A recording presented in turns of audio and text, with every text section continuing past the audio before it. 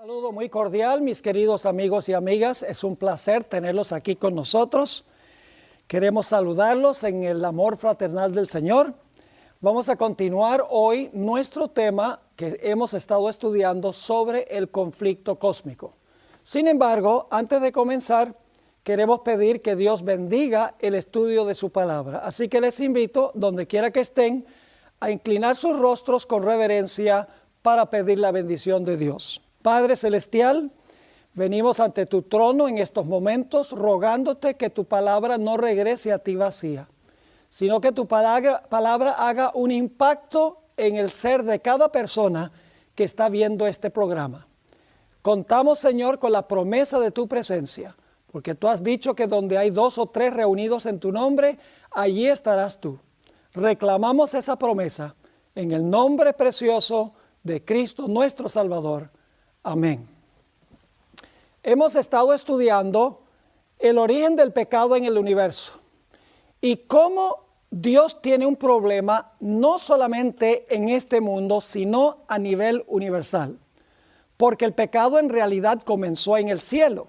Los habitantes celestiales están involucrados en la problemática del pecado, no solamente los habitantes de este mundo. Ahora, durante los primeros 2 temas hemos analizado cuidadosamente el propósito del plan de la salvación. Y hemos visto que el propósito es vindicar el carácter de Dios, exonerarlo, justificarlo de todas las acusaciones que ha lanzado Satanás en contra de él. Ahora, quiero decir que la forma en que Dios salva al hombre, los pasos que Dios toma para salvar al hombre, se revelan en el santuario. Es decir, los pasos a través de los cuales el Señor Jesucristo exonera o vindica el carácter de Dios se encuentra revelado en el santuario hebreo que Dios le mandó a Moisés a construir. Y ese santuario era solo una miniatura del tabernáculo verdadero, del santuario verdadero en el cielo.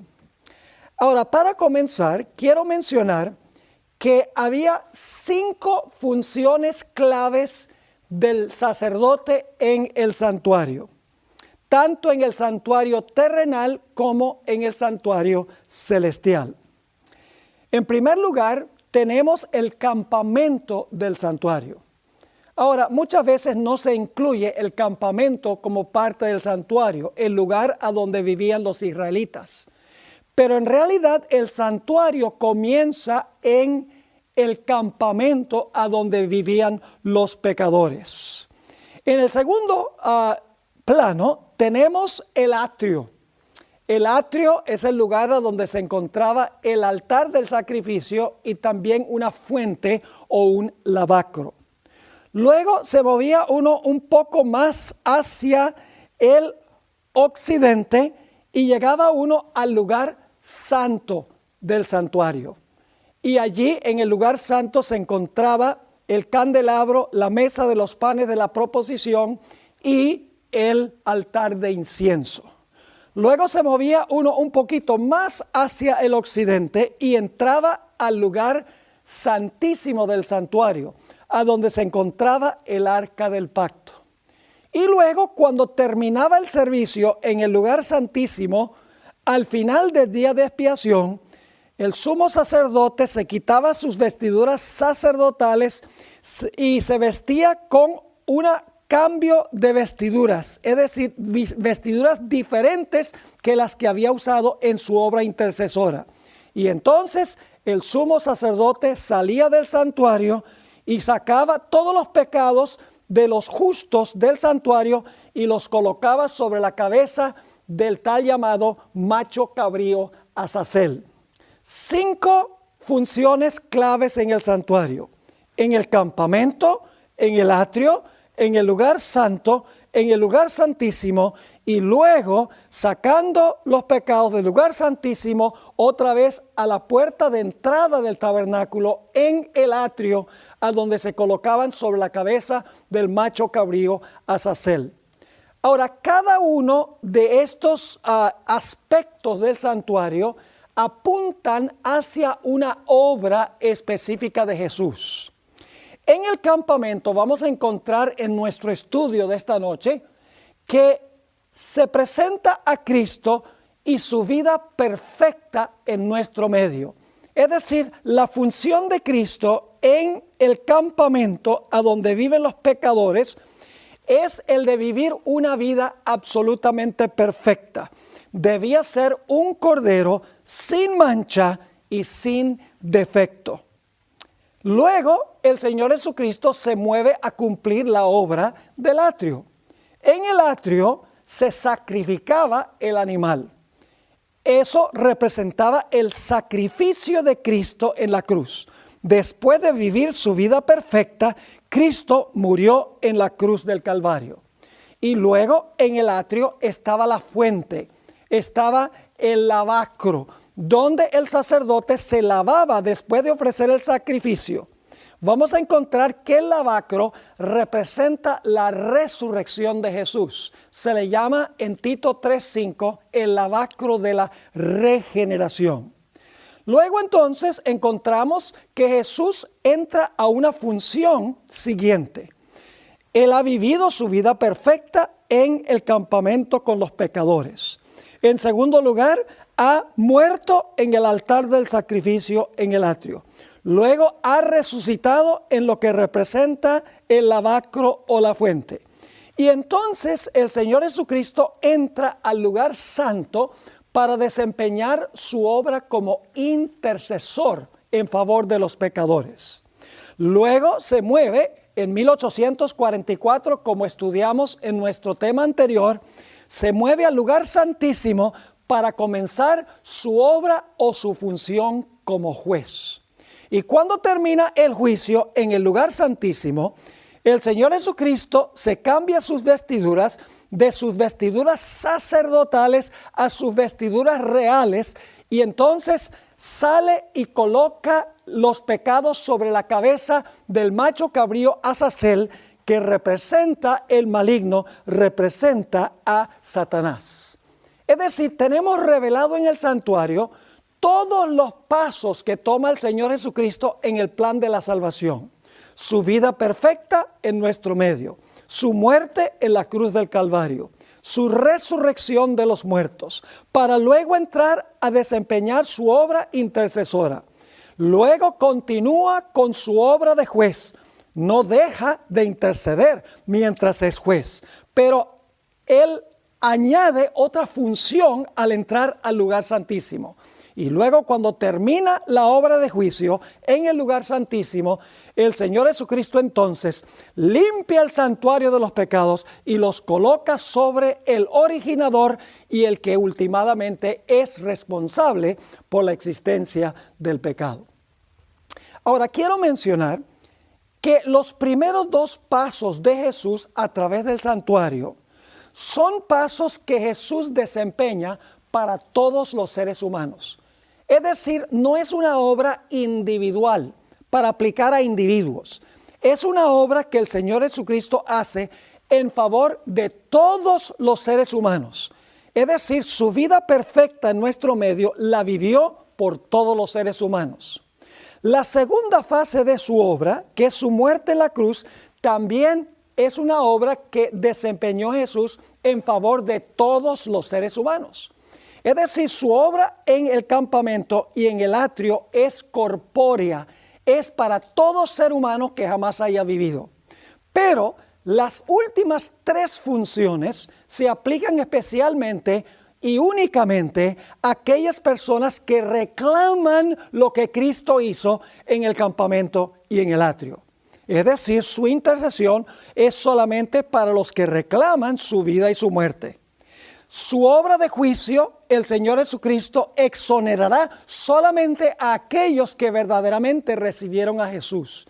Y esos pecados de los que recibieron a Jesús genuinamente, que lo demostraron en su vida, son los únicos que son colocados sobre la cabeza del macho cabrío Azazel. Es decir, las primeras dos obras de Jesús en el santuario son corpóreas, son para todos los seres humanos, una provisión completa.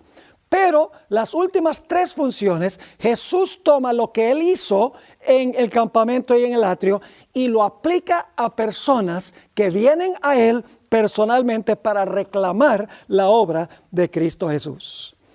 Ahora, con esta introducción del tema, vamos en los próximos momentos a hablar sobre la primera función del Señor Jesucristo. La función de Jesús en el campamento a donde viven los pecadores. En el Antiguo Testamento era el pueblo de Israel que circundaba el santuario. Hoy en día, el campamento representa este mundo a donde viven todos los seres humanos que han pecado y están destituidos de la gloria de Dios. Ahora vamos a notar algunos puntos para poder entender la obra que iba a desempeñar Jesús en el campamento. En el campamento Jesús vino a vivir una vida absolutamente perfecta y sin pecado. Vamos a analizar este asunto en varios pasos. Lo primero que quiero que notemos es que el Señor Jesucristo creó a todos los seres humanos.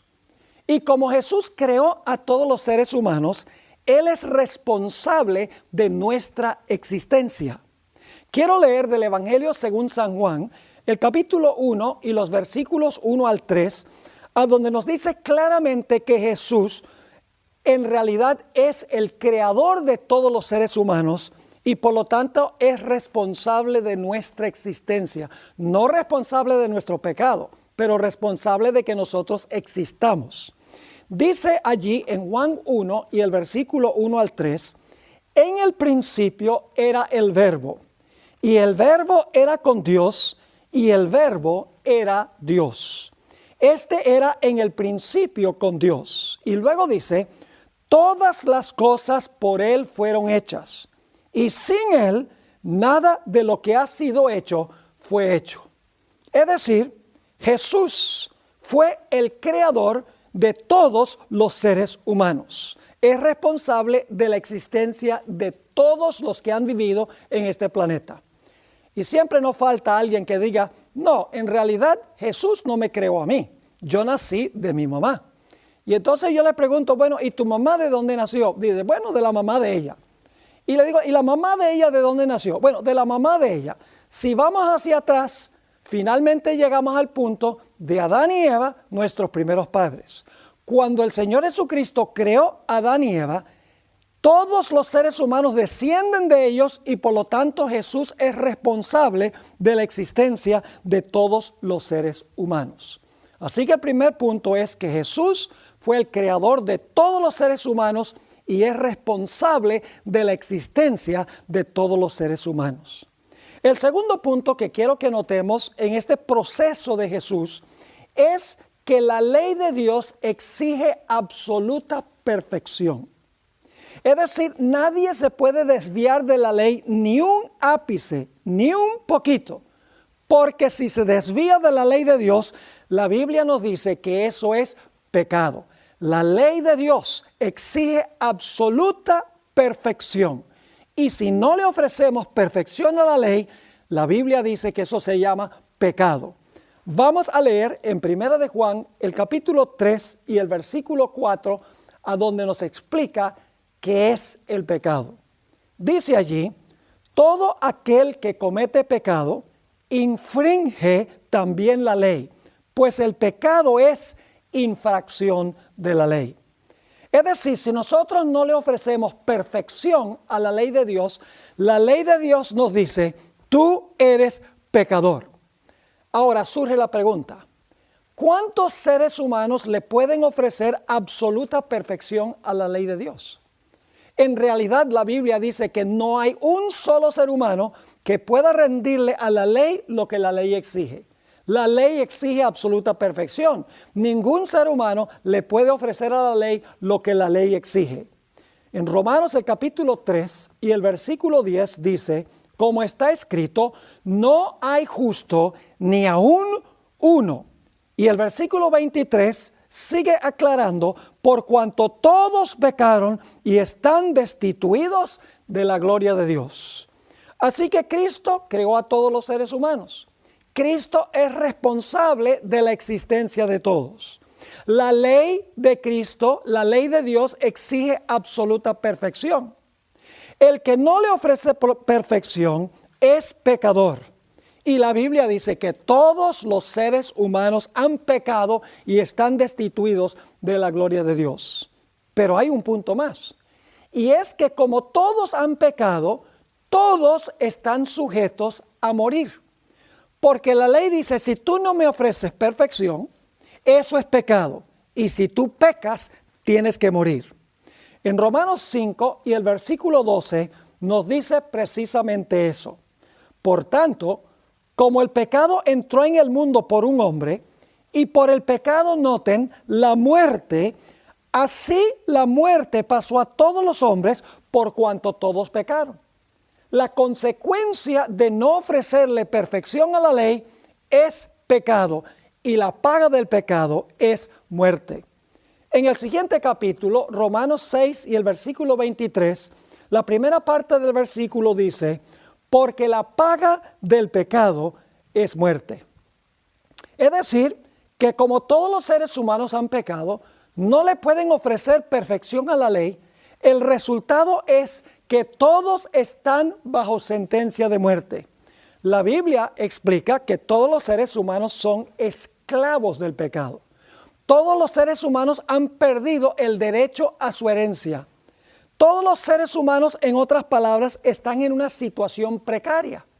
Y el problema es que no había nadie dentro de la raza humana que pudiera resolver el problema, porque todos los pecadores se vendieron a servidumbre, todos los pecadores vendieron su patrimonio, vendieron su herencia. Y entonces surge la pregunta, ¿quién podía venir para pagar el precio, para vivir la vida que la ley le exige al pecador? La Biblia tiene la respuesta. En el libro de Levítico, el capítulo 25 y el versículo 25, encontramos a una expresión muy interesante. Hay una palabra clave aquí. Dice, cuanto tu hermano empobreciere y vendiere algo de su posesión. En realidad, la palabra algo no está en el original. Dice, cuando vendiere su posesión. Ahora, ¿qué podía hacer si vendía su posesión? Vendía su patrimonio, como hizo Adán. Adán vendió el mundo al maligno cuando se entregó a él. ¿Qué se podía hacer para recuperarlo? Dice, cuando tu hermano empobreciere y vendiere su posesión, entonces su pariente más próximo vendrá y rescatará lo que su hermano hubiere vendido. Esa palabra rescatará significa recuperar pagando un precio, comprar pagando un precio. Es decir, para recuperar el patrimonio perdido era necesario que un pariente cercano, el pariente más próximo, pagara el precio y cumpliera las condiciones para recuperar el patrimonio perdido. Pero ¿qué sucedía si una persona se vendía ella a servidumbre? No solamente su patrimonio, sino se vendía esa persona a servidumbre. ¿Cómo se podía rescatar lo que se había perdido? Encontramos en Levítico 25 y el versículo 47 al 49 la siguiente explicación. Si el forastero o el extranjero que está contigo se enriqueciere, y tu hermano que está junto a él empobreciere, y se vendiere, fíjese que la gente podía venderse ellos mismos a servidumbre, y se vendiere al forastero o extranjero que está contigo, o alguno de la familia del extranjero, después que se hubiere vendido, después que esa persona se vendió a servidumbre, podrá ser rescatado. Otra vez, esa palabra significa comprar de nuevo pagando un precio. Dice, otra vez, después que se hubiera vendido, podrá ser rescatado. Ahora, ¿quién lo podía rescatar? Uno de sus hermanos lo rescatará. O su tío, o el hijo de su tío lo rescatará. O un pariente cercano de su familia lo rescatará. O si sus medios alcanzaren, él mismo se rescatará. Eso es hipotético porque si se había vendido, ¿con qué se iba a rescatar? Es decir, cuando un individuo vendía su patrimonio, cuando un individuo se vendía a servidumbre, como los seres humanos han hecho por el pecado, hemos perdido nuestra herencia. Como pecadores nos hemos vendido a servidumbre del pecado. La única forma de recuperar lo que se había perdido era que alguien viniera a pagar el precio necesario para recuperar lo que se había perdido. Pero había un problema muy serio. Y es que no había nadie dentro de la raza humana que no hubiese vendido su patrimonio. No había una sola persona dentro de la raza humana que no se hubiese vendido a servidumbre. Porque la Biblia dice que todos han pecado. Todos hemos vendido nuestro patrimonio. Todos nos hemos vendido a servidumbre del pecado. Y por lo tanto no había dentro de la raza humana nadie que pudiera pagar el precio para rescatar lo que se había perdido. ¿Cómo entonces podía el hombre ser salvo? ¿Cómo podía recuperar el patrimonio perdido y recuperar la libertad que había perdido al venderse al pecado? La respuesta es muy sencilla. El Señor Jesucristo tenía que venir del cielo e incorporarse dentro de nuestra familia. Muchas veces yo les pregunto a la gente, antes de que Jesús viniera a esta tierra, cuando Jesús estaba en el cielo, al lado del trono del Padre, ¿será que Jesús era miembro de nuestra familia? Algunos inmediatamente contestan, sí, Jesús era miembro de nuestra familia, pero en realidad Jesús no era miembro de nuestra familia. Antes de encarnarse Jesús en esta tierra, Jesús era miembro de la familia de la deidad, Padre, Hijo y Espíritu Santo. Es decir, Jesús pertenecía a otra familia, no pertenecía a nuestra familia. Esto significa claramente que Jesús, siendo Dios y estando en el cielo, sin incorporarse a nuestra familia, no podía pagar el precio para recuperar lo que se había perdido. Porque el que recupera lo que se pierde es el pariente cercano, y Jesús no era nuestro pariente cercano, era miembro de otra familia.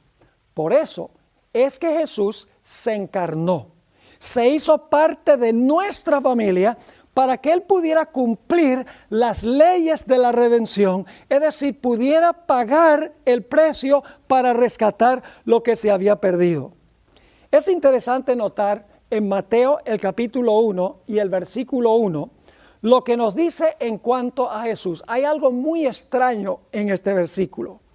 Dice, libro de la genealogía de Jesucristo, hijo de David, hijo de Abraham. Interesante. Dice aquí que Jesús era hijo de David y era también hijo de Abraham. Pero Jesús hizo una declaración muy interesante en San Juan el capítulo 8 y el versículo 58. Jesús dijo, de cierto os digo, antes que Abraham fuese, yo soy. Jesús está diciendo aquí que Él es el padre de Abraham y también el hijo de Abraham. Y ustedes dicen, ¿cómo es posible que Jesús sea padre de Abraham y que sea hijo de Abraham también? La respuesta es muy sencilla. Jesús es padre de Abraham porque Jesús creó a Abraham cuando creó a Adán y Eva. Es el creador, el padre de Abraham. Pero como Jesús se iba a encarnar, el Señor Jesucristo es descendiente de Abraham como ser humano. Es el padre de Abraham y también el hijo de Abraham porque se incorporó como miembro de nuestra familia. También nos dice en Apocalipsis 22 y el versículo 16. Esto está hablando en cuanto a David. Y fíjense otra vez qué interesante esto. Está hablando aquí el Señor Jesús. Yo, Jesús, he enviado mi ángel para daros testimonio de estas cosas en las iglesias. Yo soy la raíz y ¿qué? Yo soy la raíz y el linaje de David, la estrella resplandeciente de la mañana. Jesús está diciendo, yo soy la raíz de David y yo soy también el linaje de David. Es decir, Jesús está diciendo, yo soy el padre de David y también soy el hijo de David. Soy la raíz y también el linaje. ¿En qué sentido es Jesús la raíz de David y el linaje de David? Es la raíz de David porque es Dios y fue el creador. Pero es el linaje de David porque el Señor Jesucristo, cuando se encarnó, llegó a ser miembro de la familia humana. Es decir, la única esperanza de la raza humana era que viniera Jesús, se encarnara en nuestra carne humana y le rindiera la perfección a la ley que la ley nos exige a nosotros, para que pudiera entonces recuperar el patrimonio y recuperar la libertad para todos los seres humanos. Pero para esto, Jesús tenía que vivir una vida en perfecta armonía con la santa ley de Dios, porque Él había venido para vivir en nuestro medio la vida que nosotros no hemos vivido. Jesús vino a vivir una vida perfecta en lugar de todos los seres humanos, en favor de todos los seres humanos, para que el que acepte a Cristo como Salvador, la vida perfecta de Cristo, Dios la toma y se la atribuye, se la acredita al pecador arrepentido. Pero para eso Jesús tenía que vivir una vida absolutamente perfecta. Tenía que tejer un manto perfecto de justicia, rindiéndole obediencia perfecta a la ley de Dios en nuestro lugar. En el Antiguo Testamento había profecías de que el sacerdote debía ser sin defecto. Y la víctima que el sacerdote ofrecía también tenía que ser sin defecto. El sacerdote sin defecto y la víctima también sin defecto. Ahora, ¿qué representaba esto? De que el sacerdote no tenía defecto, ni tampoco la víctima tenía defecto. Vamos a leer los versículos del Antiguo Testamento y entonces vamos a ver qué significa esto. El primer pasaje que quiero leer es Levítico 22 y el versículo 20 al 22. Levítico 22 y el versículo 20 al 22. Dice allí, ninguna cosa en que haya defecto ofreceréis, porque no será acepto por vosotros. Asimismo, cuando alguno ofreciere sacrificio en ofrenda de paz a Jehová para cumplir un voto o como ofrenda voluntaria, sea de vacas o de ovejas, para que sea aceptado será sin defecto, ciego, perniquebrado, mutilado, verrugoso, sarnoso o roñoso. No ofreceréis estos a Jehová, ni de ellos pondréis ofrenda encendida sobre el altar de Jehová. Claramente nos dice aquí que la víctima que se ofrecía tenía que ser sin defecto. Claro, era sin defecto físicamente hablando. No podía tener un tumor, no podía tener una pierna quebrada, etc.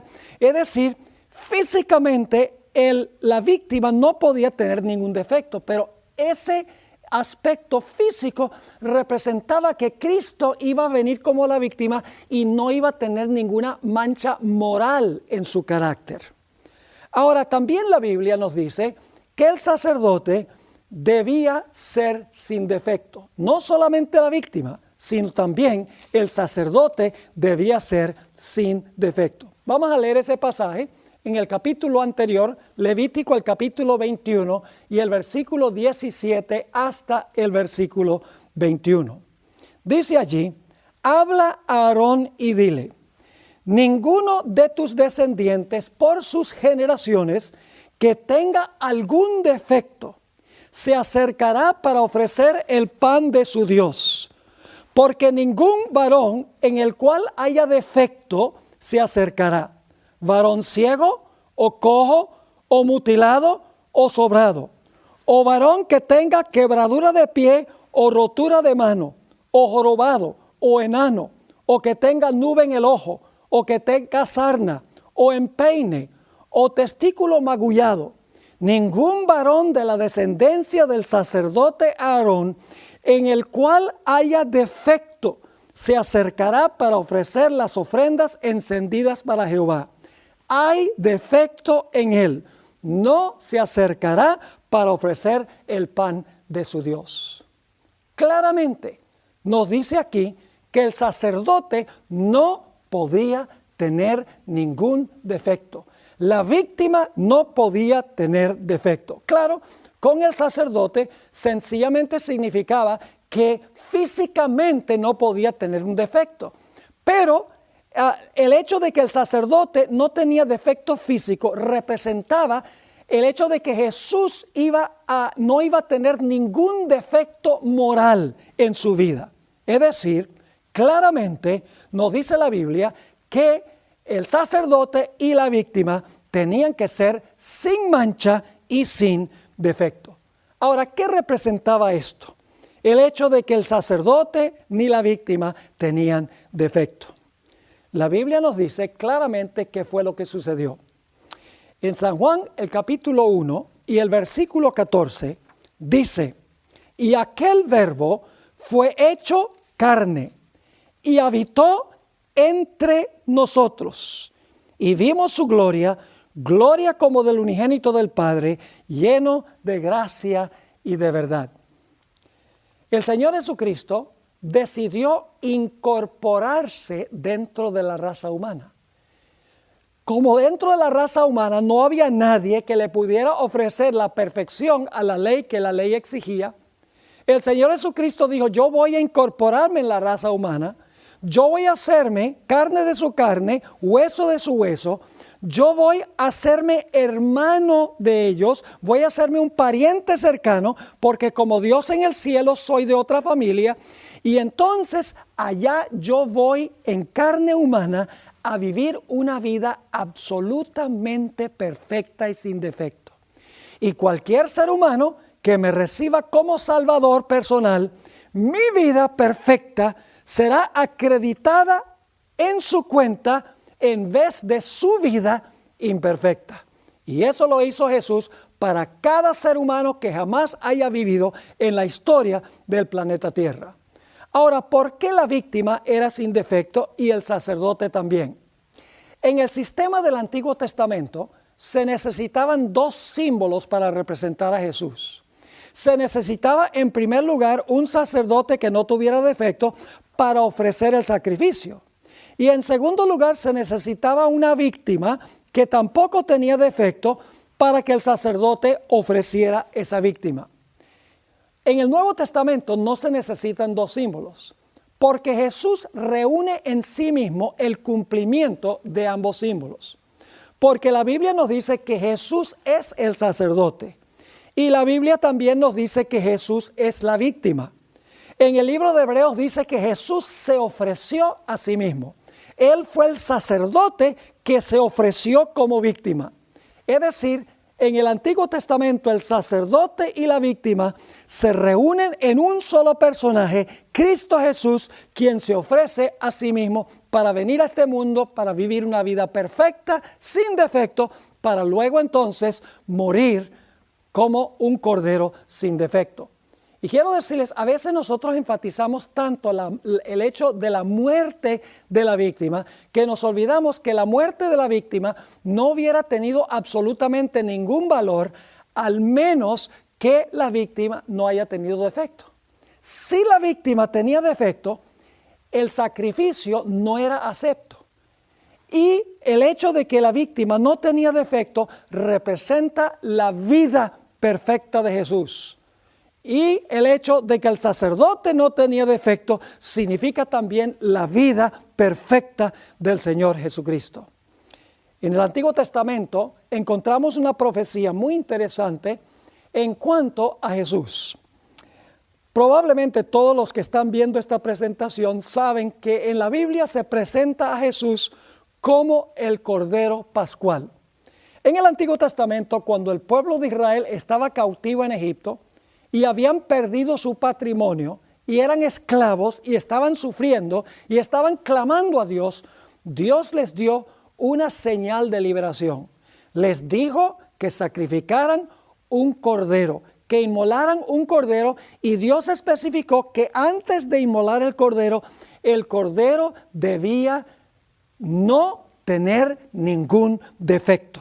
Vamos a leer ese detalle en Éxodo, el capítulo 12 y el versículo 5 y el versículo 6. Dice, el animal será sin defecto. Fíjense, macho de 1 año, lo tomaréis de las ovejas o de las cabras. Ahora fíjense entonces, tenemos 3 profecías del Antiguo Testamento que hemos analizado. En primer lugar, Levítico 22, 20 al 22, a donde dice que la víctima no podía tener defecto. Levítico 21, 17 al 21 dice el sacerdote no podía tener ningún defecto. Y luego leímos en Éxodo 12, 5 y 6 que el Cordero Pascual no podía tener defecto. Eso es antes del sacrificio. De la misma manera Jesús tenía que vivir una vida perfecta para ofrecerle perfección a la ley en nuestro lugar antes de que muriera en la cruz, porque si Jesús no vivía una vida perfecta, entonces su sacrificio no hubiera sido acepto por el Padre. El Señor Jesucristo vino como esa víctima perfecta porque vivió una vida sin pecado en nuestro lugar. Tejió un manto de justicia perfecta para ofrecerle a la ley, para que cualquier pecador que se arrepintiera, confesara su pecado y confiara en Jesús, la vida de Jesús estaría en lugar de la vida del pecador. Esto claramente se explica en 1 de Pedro, el capítulo 1 y el versículo 18 hasta el versículo 20. 1 de Pedro 1, 18 al 20. Dice allí, sabiendo que fuisteis rescatados de vuestra vana manera de vivir, la cual recibisteis de vuestros padres. No con cosas corruptibles, es decir, no fuimos rescatados con cosas corruptibles, como oro o plata, sino con la sangre preciosa de Cristo. Ahí está el aspecto del sacrificio, de la muerte de Cristo. Pero noten que hay otro detalle. Dice, sino con la sangre preciosa de Cristo, como de un cordero, ¿con qué característica? Como de un cordero sin mancha y sin contaminación. Fíjese, antes de su sacrificio, Jesús tenía que ser un cordero sin mancha y sin contaminación. Y luego dice, ya destinado desde antes de la fundación del mundo, pero manifestado en los postreros tiempos por amor de vosotros. Lo que quiere decir eso es que el plan de salvación fue elaborado entre el Padre y el Hijo en los siglos de la eternidad.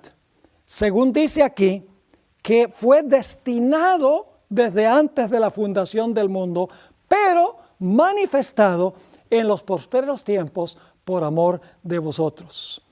Así que este pasaje dice claramente que Jesús iba a derramar su sangre, pero que Él iba a ser un cordero perfecto antes de que se ofreciera como sacrificio.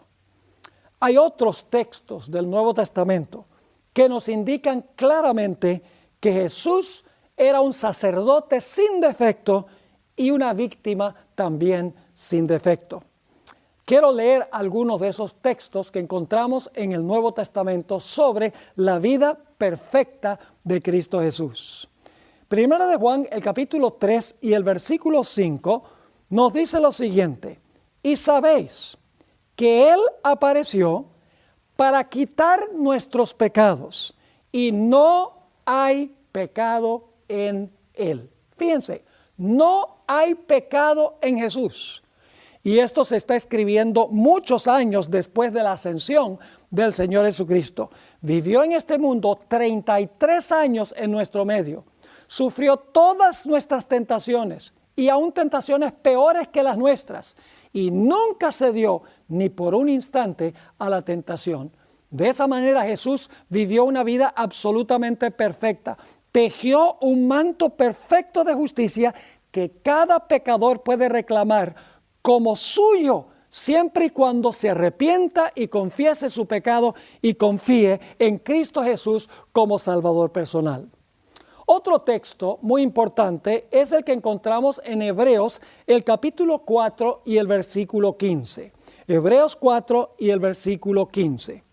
Algunas personas piensan que Jesús vino y tenía grandes ventajas sobre nosotros porque Jesús era Dios. Al fin y al cabo, algunos dicen Jesús ganó victoria sobre la tentación porque Jesús era Dios. Pero ¿saben algo? La Biblia dice que Dios no puede ser tentado. Si Jesús hubiera venido para enfrentarse a la tentación como Dios, Satanás hubiera dicho inmediatamente, trampa, trampa, Dios no puede ser tentado, Dios no puede ser engañado. Cuando Jesús fue tentado en su naturaleza humana, porque en Santiago dice que Dios no tienta a nadie, ni tampoco puede ser tentado por nadie. En Hebreos el capítulo 4 y el versículo 15 dice,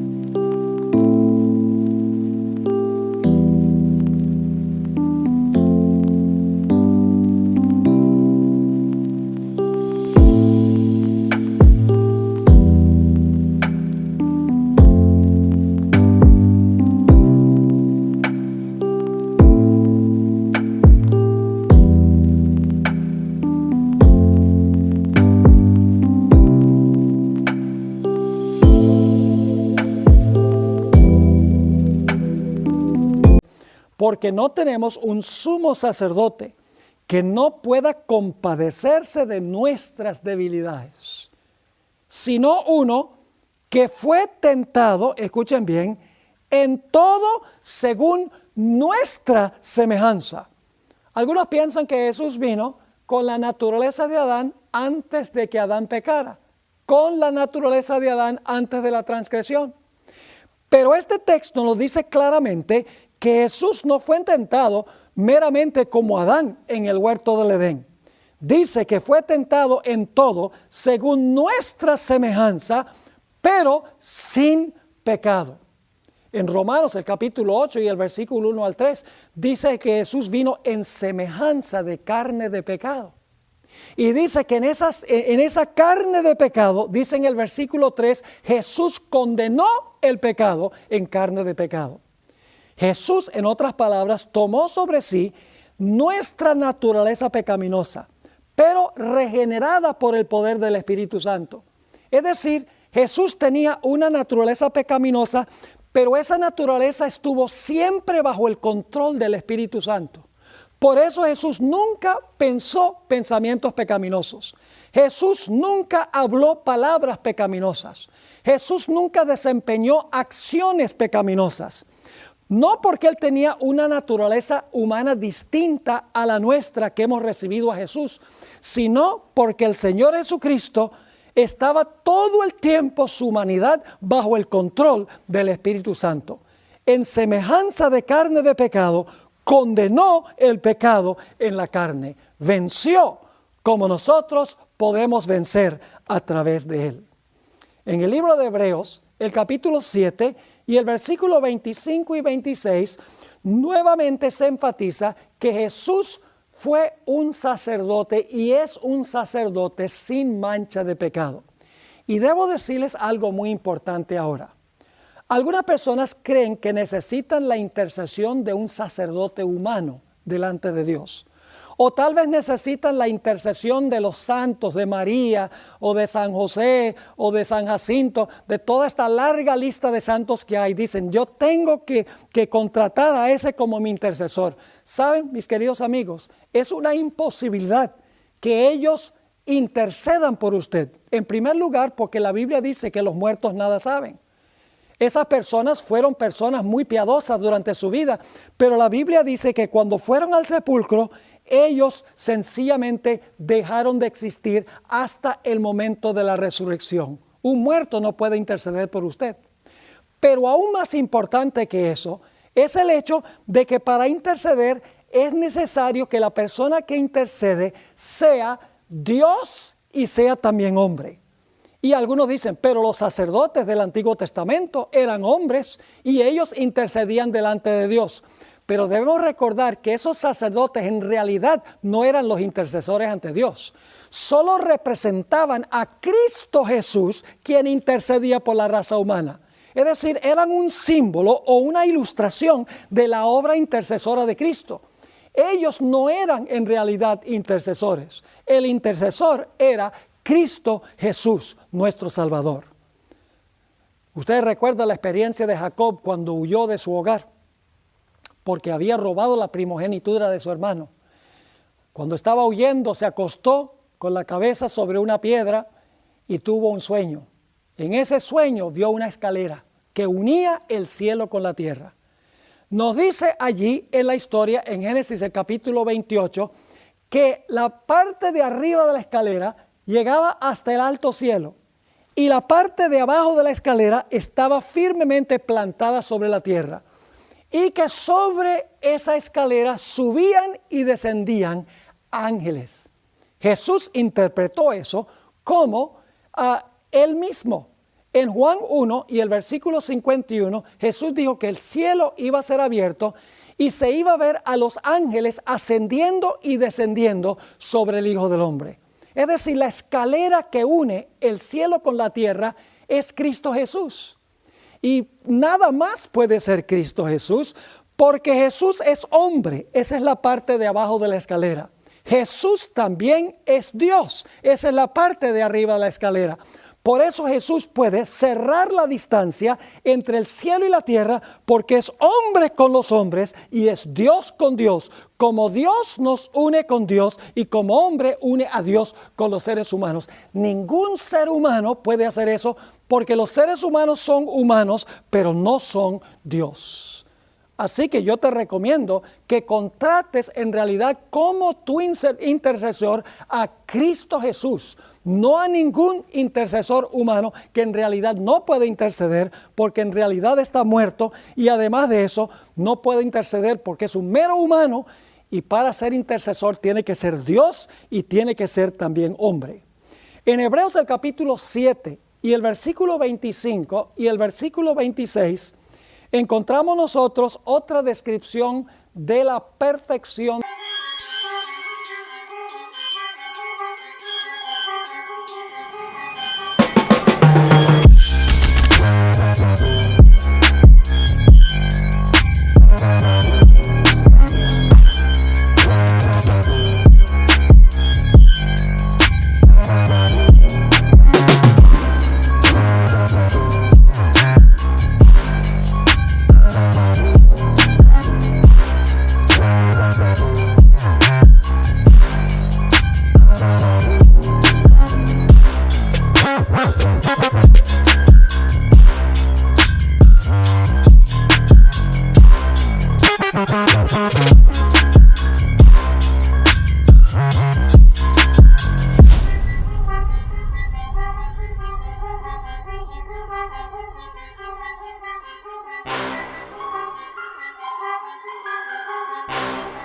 Del Señor Jesucristo. Dice allí, por lo cual puede también salvar perpetuamente a los que por él se acercan a Dios, viviendo siempre para interceder por ellos. Fíjense, Jesús es el intercesor.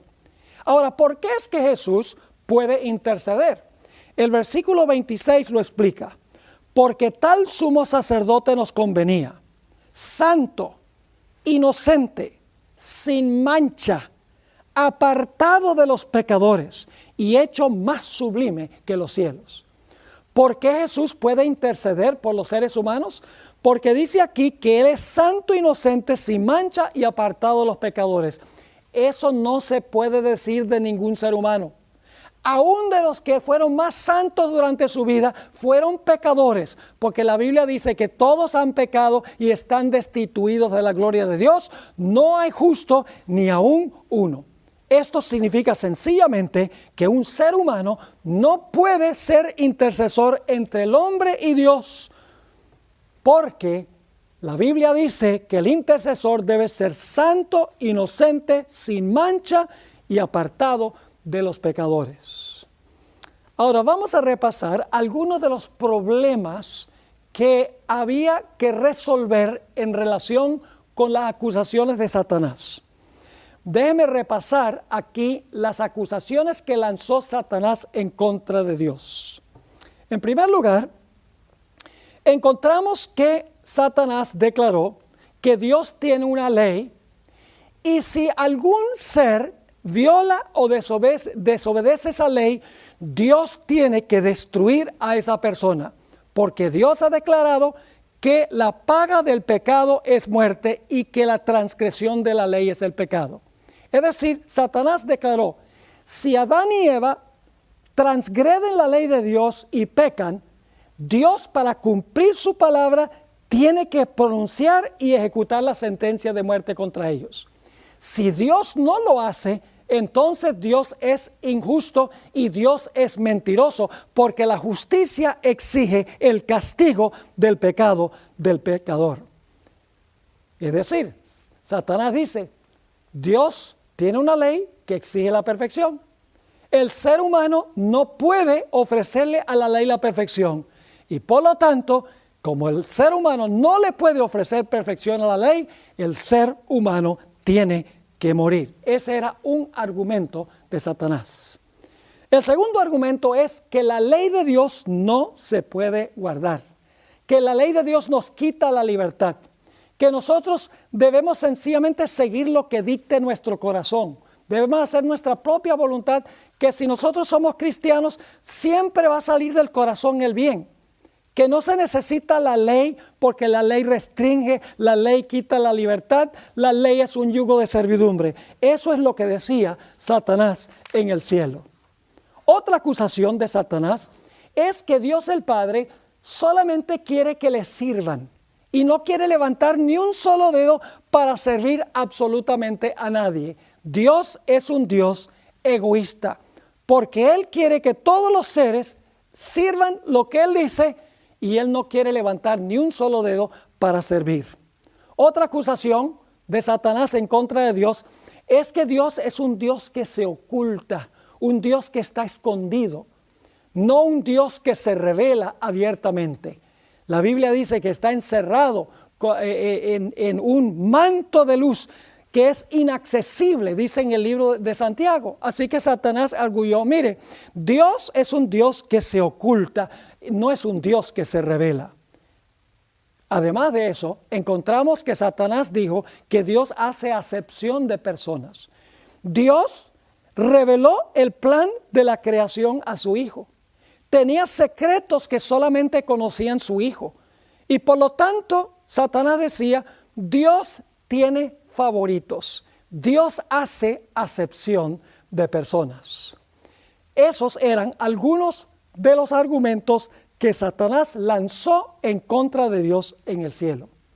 Ahora, ¿cómo es que la vida perfecta de Jesús refutó esos argumentos de Satanás? La obra de Cristo en el campamento refutó cada uno de estos argumentos de Satanás en contra del carácter de Dios. Tomemos uno por uno para ver cómo se cumplió esto. Satanás había dicho que la ley exige perfección y por lo tanto el ser humano, como no le ofrece perfección a la ley, el ser humano tiene que morir. Jesús respondió a eso diciendo, lo que yo voy a hacer, como yo hice a todos los seres humanos, yo creé a todos los seres humanos y soy responsable de su existencia, yo voy a ir a la tierra a ocupar el lugar de todos los seres humanos y voy a vivir la vida que la ley les exige a ellos. Le voy a ofrecer la perfección a la ley que la ley les exige a ellos. Y entonces, si ellos me reciben como su Salvador por el arrepentimiento y la confesión y la fe en mi persona, yo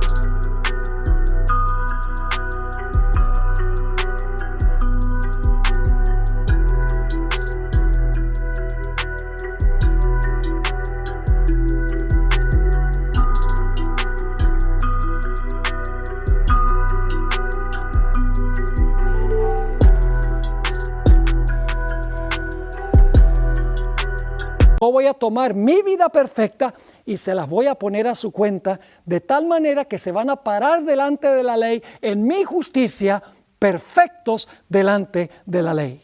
Se resolvió entonces el problema de que el hombre no podía rendirle a la ley la perfección, porque Jesús vino a rendirle a la ley la perfección que la ley nos exige a nosotros. Otra acusación de Satanás, como hemos visto, es que Satanás dijo que la ley de Dios no se puede guardar en carne humana, que la ley de Dios nos quita la libertad, que necesitamos estar libres de la restricción de la ley de Dios. La Sagrada Escritura nos dice que el Señor Jesucristo guardó los mandamientos de su Padre. Dice en el libro de Hebreos que Jesús se deleitó porque la ley de Dios estaba escrita en su corazón. Jesús amó la ley. El Señor Jesucristo exaltó la ley. El Señor Jesucristo declaró: si me amáis, guardad mis mandamientos. Fue tentado en todo como nosotros, pero nunca transgredió la ley. Así demostró que sí es posible guardar la ley, que la ley no nos quita la libertad, sino que la ley nos garantiza la felicidad y la libertad. Jesús refutó el argumento de Satanás de que había que abolir la ley y que la ley no se podía guardar. Jesús demostró que sí es posible guardar la ley en semejanza de carne de pecado. Satanás también arguyó que Dios era egoísta. Pero cuando vemos a Jesús viniendo a este mundo, el precioso Hijo del Padre, y el Padre entregando lo más precioso que tenía a su propio Hijo, para venir a vivir en carne humana y luego sufrir una muerte cruel, se demostró que que Dios no es egoísta, que Dios es un Dios que entrega, un Dios bondadoso, un Dios que da, no un Dios que quiere todo para Él, sino un Dios que está dispuesto de dar lo más precioso que hay en el universo. Satanás decía que Dios solamente quería que le sirvan y no quiere levantar ni un solo dedo para servir. La vida de Jesús contradice esta acusación de Satanás. Y recuerden que Jesús es Dios en la carne. La Biblia dice que Jesús vino a este mundo no para ser servido, sino para servir y para dar su vida en rescate por muchos. Toda la vida de Jesús en esta tierra fue una vida de servicio. Y Jesús dijo: el que me ha visto a mí, ha visto al Padre. Cada vez que Jesús servía, por ejemplo, le lavó los pies a sus propios discípulos, Jesús estaba mostrando que Él y su Padre en realidad no esperan que todo el mundo les sirva, sino que están dispuestos de condescender y de servir las necesidades de los seres humanos. Satanás acusó a Dios de ocultarse, pero la Biblia no dice que Dios es un Dios que se reveló. Se reveló a través de Cristo Jesús. Aquel verbo fue hecho carne y habitó entre nosotros y vimos su gloria, la gloria como el del unigénito del Padre, lleno de gracia y de verdad. Dios se reveló a través del Señor Jesucristo. Es decir, Dios no es un Dios que se oculta, sino que es un Dios que se revela. La última acusación de Satanás contra Dios es que Dios hace acepción de personas. Dios tiene favoritos. Dios a algunos que son sus especiales les comparte sus secretos y los abraza, mientras que a otros los margina. El Señor Jesucristo, con su vida perfecta, refutó esta acusación de Satanás. El Señor Jesucristo se codió y amó a rameras, a publicanos, a leprosos, ciegos, mudos, endemoniados, paralíticos, samaritanos, gentiles, mujeres, niños, y aún permitió que esa mujer pecadora, María Magdalena, le echara ese perfume en los pies y secara sus pies con sus propios cabellos. De esa manera Jesús estaba mostrando que Dios no es un Dios que tiene favoritos, que hace acepción de personas. Estaba demostrando que Dios ama a todos los seres humanos, está dispuesto de codearse con todos los seres humanos, está dispuesto a descender para servir a la raza humana. Así que Jesús en el campamento vivió una vida absolutamente perfecta, para que si el hombre lo recibe, esa vida perfecta, esa vida en armonía con la ley, pudiese ser imputada al pecador para que podamos ser reconocidos justos delante de Dios en Cristo Jesús. Pero había otro paso necesario que será nuestro próximo estudio. Era necesario también que alguien pagara por los pecados que nosotros hemos cometido. No solo alguien que viviera la vida que debemos vivir, sino alguien que debía morir la muerte que debemos sufrir. Ese será nuestro próximo estudio.